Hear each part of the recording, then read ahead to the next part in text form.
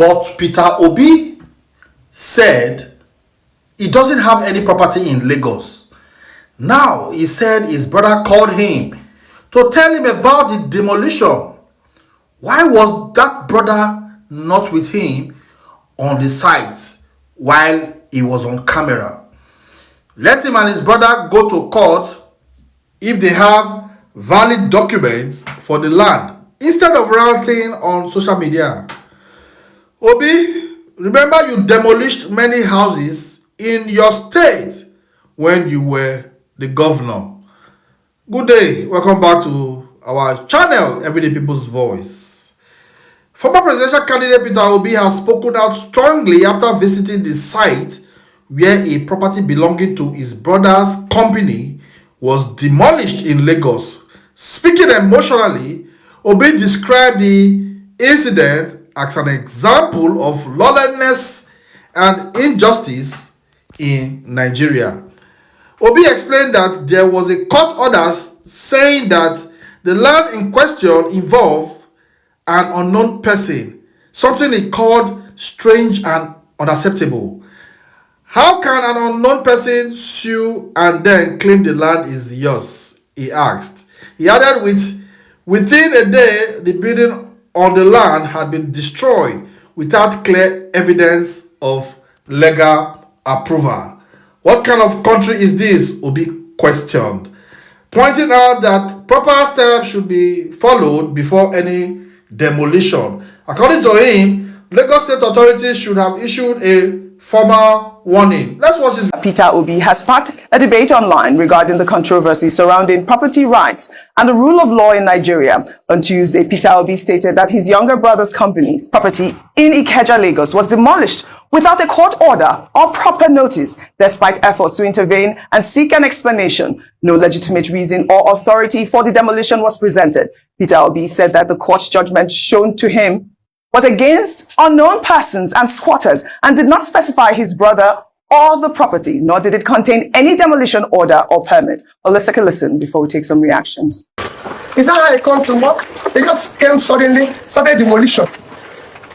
You know, if my brother didn't have a brother like me, they would. He wanted to enter here. They said, no, you can't enter. We are caught in junction.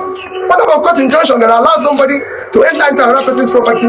They treat him for removing his things and everything, and demolition everywhere. What about caught in junction is that? This is a family property belonging to my brother. He bought this probably about 10, 15 years ago. Yesterday, he called me frantically. He said some people have just jumped into my property in Kenya and have removed the roof and are demolishing the property, and he doesn't know what is happening. When he asked them, they said they have a court injunction, that they've obtained court order, that they are the owner of the property. I said, can I see the court papers? I know who you sued. I saw the court papers, and he says they sued an unknown person.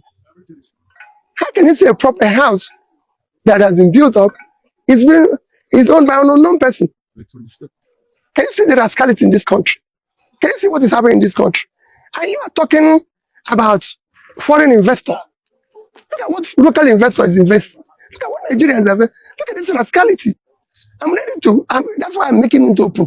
Let the owner come so we can meet and talk. Let him tell me how he got involved in this. Peter Obi right there at his brother's property, talking to the people of the press. He came into from Abuja to Lagos, where he got a call from his brother saying that, you know, the property was demolished without any, prior notice, and he's owned the property. His brother has owned the property since 2011. We have documents to show. He did send me. I did speak with Peter Obi this morning as well. I'm sure that I've shown you some of the documents that, I got to buttress his claim that he does own the property. And also we have another document, if you can pull up those documents, of the actual people who went to court to get an order for demolition. That's Peter Obi's brother's property, to show his deed of assignment. And, I don't understand how this happened. Dr. Abate, I'd like your comment before I take this reaction. Okay, I'll just state a number of principles. What you're doing here, what we're dealing with here, is about claim with regard to property. Under the law of property, possession is 99% of the law. And Mr. Peter Obi pointed out that, look, his brother has been in charge of this property for over 15 years, which is to say that it's not a case of an abandoned property and all of that. Two, He says that the legal document that was shown to him was about an unknown persons who were involved in the litigation. There's no such thing as an unknown person in law. Even in criminal law, in corporate law, the locus classicus is a case called Solomon and Solomon. So even where you do not know the identity, where there is a corporate entity involved, as is the case in this, Next Foods Limited, the principle in Solomon and Solomon, 1896. Every student of law of real property knows it. You can lift the veil. It's about lifting the veil. So why did the court not lift the veil in this particular matter to know who the real owner of the property is and who is in charge in possession of that property at a particular time? However, there's another principle in law. That's why I say I'll just take principles. It is called ubi jus ibi remedium. Ubi jus ibi remedium says where there is a right, there is a remedy. If Mr. Peter Obi and his brother are saying that they have a right to the property, the appropriate place to go is still the same court of law to assert their rights and to prove their rights. So this is a matter for lawyers, to go back to the same court and say, well, this property does not belong to an unknown person. The unknown person exists. Okay, you have the duty to lift the veil. We have helped you to lift the veil. Then let the legal contest begin. Mm-hmm. But the general issue that can be discussed on television that Mr. Peter will be raised is that if there is lawlessness, if you don't respect the rule of law, then you discourage investors, whether they are local, like his brother, running Next Foods, or they are foreigners. Because if they cannot buy property, they cannot invest in property, then anybody can just go to court and then relying on that allegation, that court process that can be challenged, then of course, business people would think that this is not an enabling environment. The responsibility of government, either at the federal level or at the state level, is to ensure the rule of law. Yes. Is to provide an enabling environment for business to thrive. Mm-hmm. Those points can be made at the level of argument, either by the litigant or on television. But the place to go to seek remedy is, in this particular case, as in others, the court of law. Yeah, and I believe that Peter Obi has gone to court at this point. But my issue really is the lack of due process. A property that has been there for 15 years, there was no contact made. Until now, I believe Peter Obi is saying that the person who ordered the demolition of that property has not reached out to him till as we speak at this moment. The owners also sleep on their rights. Yes. There's also something I understand. about sleeping on your yes, rights. I understand that. But the place to go is court of law. Yes. With due respect, Dr. Abati, we talk like we don't know Nigeria sometimes. And that's the part I don't understand at this table.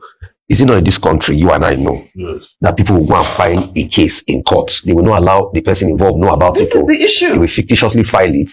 And when it's almost time, they will just, maybe what happened last week. When they went to file another case against Natasha, it was just because a lawyer went to court and discovered them. He didn't serve them. It happens in this country. You see, when I was talking about institutional breakdown, people would think I'm just talking. But you and I know, so we can quote principle. Itasu sapanda, itasu kulotufai, latasu kalaka. I'll speak Latin. Come today tomorrow. But you see, the truth is, I cannot take sides in a matter where Dr. Abati, I'm saying, I'm just laying the background. We can speak Latin from today to tomorrow.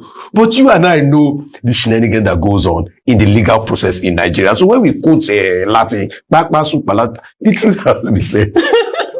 We need to be able to investigate this case and look deep. Because see, we are quoting Latin, Dr. Abati. Lagos State has now come out to say that it's not Labsca that did the demolition. So who did the demolition? This is the question. So if they carry police, go and demolish somebody's property, when you are supposed to be having a back and forth in court, and Lagos State has come to say me on one bell. So like you quote Latin from today to tomorrow. See, Nigeria will turn your brain. Nigeria man, you're waiting.